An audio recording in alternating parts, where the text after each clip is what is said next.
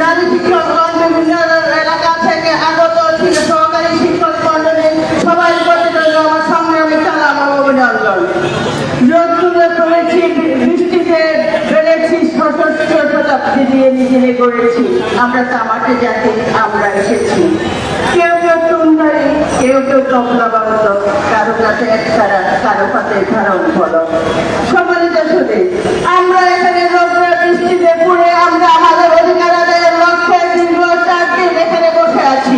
আমরা শুধু আমাদের কথা বলতে আসিনি, আমরা আসছি এদেশের লাফাবাদ জনসাধারণের কথা বলতে, যাদের খেটে খাওয়া বাচ্চারা বেসরকারি স্কুলে পড়াশোনা করে, দেশে 57% স্কুলে বেসরকারি। সেই খেটে খাওয়া শিক্ষার্থীদের বাবা মা শিক্ষার্থীদের অধিকার আদায় নিয়ে আমরা এসেছি। আমরা এসেছি বৈষম্য দূর করতে। যে বৈষম্য দূর করার জন্য 5 জুলাই সারা দেশব্যাপী একটি পরিবর্তন হয়েছে, কিন্তু আমাদের শিক্ষা খাতে কোনো পরিবর্তনের ছোঁয়া লাগেনি, ছোঁয়া যাবে না। বারবার আমাদের শিক্ষা প্রতিষ্ঠান পরিবর্তন হচ্ছে, কিন্তু শিক্ষা অবকাঠামো, শিক্ষা সংস্কার, শিক্ষকদের পদোন্নতি, শিক্ষকদের মানব মর্যাদা দিন দিন বিলুপ্ত হচ্ছে। এটা মহল্লা বৃদ্ধির দিনে আমাদেরকে নিয়ে যে ছেলে খেলা হচ্ছে, ওদেরকে দুঃখজনক অবমানবে। এই দেশ পরিবর্তনের সাথে আমাদের শিক্ষার্থীদের এক আন্দোলনের, সংস্কারের আন্দোলনকে কেন্দ্র করে একটা দেশের রাষ্ট্র ব্যবস্থা পরিবর্তন হয়েছে, কিন্তু সেখানে আমাদের শত শত শিক্ষা প্রতিষ্ঠানের শিক্ষকদেরকে পদোন্নতি রেখে হিরিটের করে আর বিশ্বের কাছে অত্যন্ত ঘৃণিত ব্যাপার আমাদের শিক্ষক সমাজের কাছে। বিনের কারণে আমাদের উপরে হামলা মামলা জর্জরিত করা হয়, আমাদেরকে চাকরিচ্যুতির হুমকি দেওয়া হয়, আমাদের মুখের ভাত কেড়ে নেওয়ার জন্য সারাক্ষণ আমাদের সাথে এক কমিটি এবং চাকাকল বসে আছে। আমরা সেই জায়গায় কমিটি বিলুপ্ত চাই বেসরকারি শিক্ষা প্রতিষ্ঠানে। আমরা যে সরকারি স্কুলের ন্যায় কেন প্রতিষ্ঠানগুলো পরিচালিত হয়, আমরা দেখতে চাচ্ছি যে পেনশন ভাতা সরকারি স্কুলগুলো পাচ্ছে, সেই পেনশন ভাতা যেন আমরা বেসরকারি শিক্ষকেরা চাকরির করে বেড়াই। আমরা চাচ্ছি যে সকলের বিশ্ববিদ্যালয় শিক্ষকদের মতো 65 বছর বয়স পর্যন্ত আমরা চাকরি করার যোগ্যতা রাখি। এই মেডিকেল সায়েন্সের উন্নতির ফলে আমাদের গড় আয়ু বেড়েছে, কিন্তু আমাদের বেসরকারি শিক্ষকদের কোনো কিছুতেই পরিবর্তন আসে না। যুগ যুগ ধরে আমরা শুধু লাঞ্ছিত হচ্ছি। আমরা অধিকারের কথা বললে আমাদেরকে নির্যাতন করা হয়। একটা নির্যাতন শুধু গায়ে হাত দিলে হয় না, মানসিক নির্যাতন, সামাজিক নির্যাতন, পারিবারিক নির্যাতনে আমরা শিকার। আমরা সেই সব থেকে মুক্তি চাই। আমরা চাচ্ছি জাতীয় সম্মেলন শিক্ষা, চিকিৎসা ও বিজ্ঞানের সংস্থা ইউনেস্কো আন্তর্জাতিক সমসংস্থা আইএলওর সুপারিশ অনুযায়ী শিক্ষা খাতে 20% অর্থাৎ জাতীয় আয়ের জিডিপির 6% বরাদ্দ দেওয়ার কথা থাকলেও শিক্ষার বাজেটে কোনো পরিবর্তন হয় না। সামনের বাজেটে যেন আমাদের এই শিক্ষা খাতের বাজেটকে উন্নত করা হয়ে থাকে, যা ইউনেস্কো কর্তৃক সুপারিশ ছিল। আমরা সেই অধিকারটুকু বাস্তবায়ন করতে চাই। আমরা চাই যে সরকারি স্কুলের প্রধান শিক্ষকেরা ষষ্ঠ গ্রেডের চাকরি করে, একই কারিকুলাম, একই সিলেবাস, একই পরীক্ষা পদ্ধতি, একই সবকিছু সারা দেশে একই কর্মকাণ্ড আমরা পালন করে, কিন্তু আমরা বেসরকারি স্কুলের প্রধান মাত্র আমরা 7ম গ্রেডে জব করি। আমরা এটা থেকে পরিত্রাণ চাই, আমরা মুক্তি চাই। আমরা চাচ্ছি বেসরকারি শিক্ষা প্রতিষ্ঠানের যে সহপ্রধানেরা আছে, সেই সহপ্রধানদের যে কোনো স্কেল নাই, তারা একটা মাত্র সহপ্রধানের পোস্ট ক্যারি করে, কিন্তু তারা স্কেল পায় সিনিয়র শিক্ষকদের। আমরা শিক্ষা থেকে মুক্তি চাই। আমাদেরকে অন্যায় ব্যবস্থার পরিবর্তন আমাদের থেকে করতে নেওয়া হচ্ছে। আমাদের শিক্ষকেরা অবসর যাওয়ার পরে কোনো পেনশন সুবিধা নাই, কিন্তু অবসর কথা দেওয়া দেওয়া হয়, কল্যাণ দেওয়া হয়, তার দিকে দিতে 5-7 বছর চলে যায়, যেখানে শিক্ষকেরা অনেকে মৃত্যুবরণ করে, ওষুধ কেনার পয়সা থাকে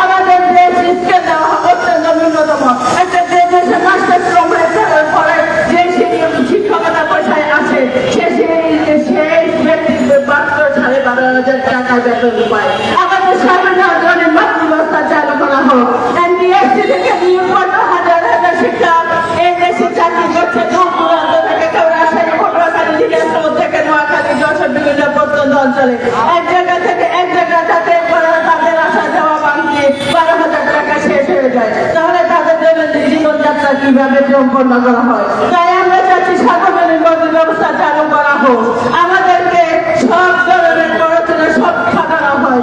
গণতন্ত্রের কোন কর্মসূচি আছে যে বেসরকারি স্কুলে সবচেয়ে বেশি সংখ্যক শিক্ষার্থীদেরকে দিয়ে শিক্ষকদেরকে দিয়ে বাস্তবায়ন করা হয়, কিন্তু সম্মানের দিক দিয়ে স্যালারির দিক দিয়ে পিএ দিয়ে আমাদের কোনো কিছু নাই। সরকারি স্কুলে এক্সপেন্ডিচার আদায় করার জন্য বছরে 2টা বরাদ্দ দেওয়া হয়ে থাকে, বেসরকারি স্কুলে কিছু নাই। আমাদের এই বেসরকারি স্কুলের মধ্যে আবার পৌরসভা, শহর, সিটি কর্পোরেশন, মফস্বল সব দিয়ে এমন ভাবে বৈষম্য করে রাখছে, সেখানেও আমরা অবহেলিত। আমরা এই ধরনের অবহেলা থেকে মুক্তি চাই। আমি এই ঢাকা শহরের জন্য অভিভাবক সমাজে আছেন সবার কাছে বিনীত অনুরোধ করবো, আপনারা আমাদের সাথে আসেন, না হলে বেসরকারি প্রতিষ্ঠানে কোনো প্রধান শিক্ষক এই শহরে আসবে না, কারণ তারা পাহাড়ের ঘর করে আছে, তারা টাকার উপর চলে ভাসছে। একজন স্টুডেন্ট থেকে 5,000, 7,500 পর্যন্ত তারা ছাত্রবেতন নেয়, যেখানে আমরা 100-200 টাকা নিয়ে থাকি।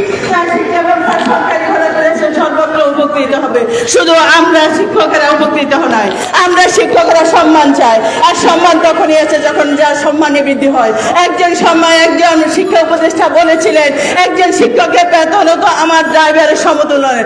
ধন্যবাদ আপনাকে, আপনি বলেছিলেন এই মুহূর্তে আপনার শিক্ষা উপদেষ্টা, আপনার কথাটা আমার নামটা মনে নেই, কিন্তু আপনাকে শ্রদ্ধা করে স্মরণ করি যে আপনি অন্তত অনুধাবন করেছেন যে আমাদের বাস্তবতা, কিন্তু এই বাস্তবতা যেন কিন্তু আমাদের কল্যাণ আসেন না, যে এই মন্ত্রণালয় যায়, যেখানে যায়, শিক্ষা সচিবালয়ে যায়, যেখানে যায়, আমরা ওদেরকে সৃষ্টি করেছি, আমরা পাঠদান করেছি বলে আপনারা সচিবের এত বড় চেয়ারও ভোগ করতেছেন, কিন্তু সেখানে যাওয়ার পরে আপনারা শুধু বলেন আমার মা শিক্ষক ছিল, বাবা ছিল, পরিবারের অন্যান্য শিক্ষক, আমি শিক্ষকদেরকে সম্মান করি, বা শিক্ষকদের সম্মানে বৃদ্ধি, জীবনযাপন বৃদ্ধির জন্য কিছু করেন।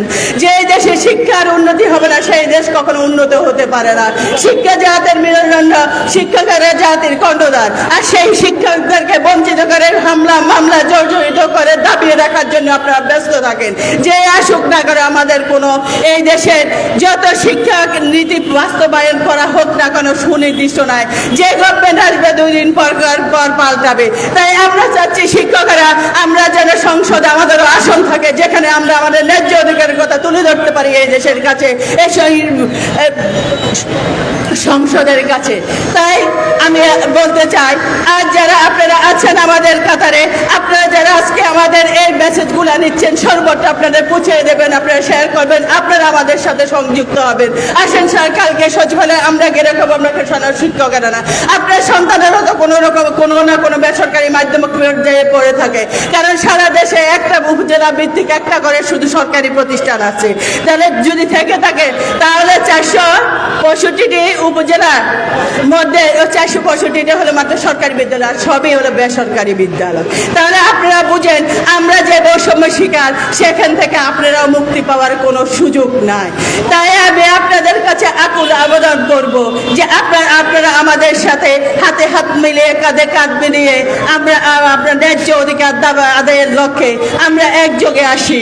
আমরা ছাত্র শিক্ষক জনতা গড়ে তোলার একতা, সেই প্রতিবদ্ধকে সামনে রেখে এই শিক্ষক কর্মচারী ঐক্য জোটের যে পরিষদের আমাদের চেয়ারম্যান, উনি নিজে শিক্ষা খাতে ন্যায্য অধিকার আদায় করতে গিয়ে ওনাকে যে নির্যাতন করা হয়েছে, সেই নির্যাতনের কোনো ভাষা আমাদের কাছে নেই। 5 জুলাইয়ের পর সারা দেশব্যাপী যে নির্যাতন হচ্ছে, সেখানে আমারও এখান থেকে বাদ ছিল না। এইভাবে যদি চলতে থাকে অচিরে শিক্ষা ব্যবস্থা পঙ্গুর হয়ে যাবে। কোনো মেধাবীরা এখন আর শিক্ষা খাতে আসতেছে না, কারণ কোনো মেধাবীরা যখন এই শিক্ষকতা পেশাটা আসবে, তখন দেশের যোগ্য মানুষ তৈরি হবে না, ভালো মানুষ তৈরি হবে না, এবং ভালো মানুষ তৈরি হওয়া সম্ভব না। আমরা বাঙালি, আমাদের রক্তে আছে বাঙালির সেই রক্ত। কবি নির্মলানন্দ গুণের একটা কথা ছিল, সাবাস বাংলাদেশ।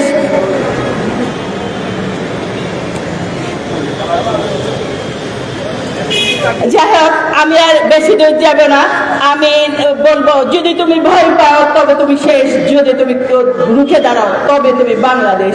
সবাই ভেবেছিল যে আমাদের কাউসার আহমেদ স্যারকে চাকরিচ্যুত করে ওরা দাবিয়ে যাবে না, ওরা তো জানে না কাউসার মানে বাংলাদেশ। তো ধন্যবাদ সবাইকে। আবার আমাদের দেখা হবে রাজপথে। তবে আমরা এই পরিবেশ চাই না, আমরা চাই শিক্ষা প্রতিষ্ঠানে ফিরে চাইতে। আমরা চাচ্ছি আমাদের শিক্ষার্থীদের কাতারে ফিরে যেতে।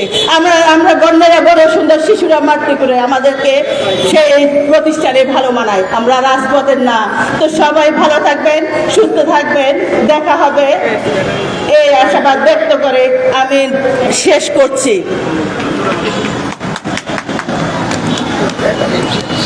ধন্যবাদ তুহিন আক্তারকে তার চমৎকার বক্তব্য দেওয়ার জন্য। সংগ্রামের সাথে বন্ধুরা, সকাল 8টা থেকে আপনারা যারা আমাদের প্রিন্ট মিডিয়া বা বিভিন্ন চ্যানেলের লোক এবং ইউটিউবার যারা আছেন তারাও পরিশ্রম করতেছেন, যারা শিক্ষক ভাইরা যারা লাঞ্চ করে নামাজ পড়ে এসেছেন, আমরা একটু ছায়া থেকে একটু বসে পড়ুন। আমরা 4:30টায় আজকের এই কর্মসূচি শেষ করে বিকাল 5টায় আমাদের কেন্দ্রীয় অফিসে সভাপতি মহোদয়ের আহ্বানে উপজেলা সভাপতি, সাধারণ সম্পাদক, জেলা, অঞ্চল, বিভাগ তাদের নিয়ে জরুরি মিটিং ডেকেছেন। ইতিমধ্যে জেনেছেন আমাদের দাবি দেওয়া যদি প্রজ্ঞাপন আকারে জারি না করা হয় আগামীকাল সচিবালয় ঘেরাও করা হবে। অর্থাৎ মানসিকভাবে প্রস্তুতি নেন, আমাদের যেখানে বাধা আসবে সেখানে আমরা প্রতিরোধ গড়ে তোলার চেষ্টা করবো। সংগ্রামী সাথী বন্ধুরা, দীর্ঘক্ষণ কথা শুনতে শুনতে ক্লান্ত হয়েছে। এই ক্লান্তির মাঝে একটু বিনোদন আমরা চাই। সকলে মিলে, শিক্ষকের প্রতিভা আছে অনেক, কিন্তু খাটানোর জায়গা নাই। তো এখন আপনাদের সামনে একটি গান পরিবেশন করবেন আমাদের শিক্ষক নেত্রী চঞ্চলা রিনা আক্তার। চঞ্চলা রিনা আক্তার বললাম হচ্ছে চঞ্চল বেশি, এই জন্যই রিনা আক্তারকে তার একটি মনোমুগ্ধকর গান পরিবেশন করার জন্য অনুরোধ রাখছি। ধন্যবাদ স্যারকে। আসসালামু আলাইকুম। বক্তব্য আসলে আমি দিতে পারি, কিন্তু বক্তব্যের আগ্রহ প্রকাশ করলাম না, বক্তব্য তো সবাই দিতেছে। আমি একটু গান করতে শুনবো। আমি তোর পিরিতের মোরা, আমি তোর পিরিতের মোরা,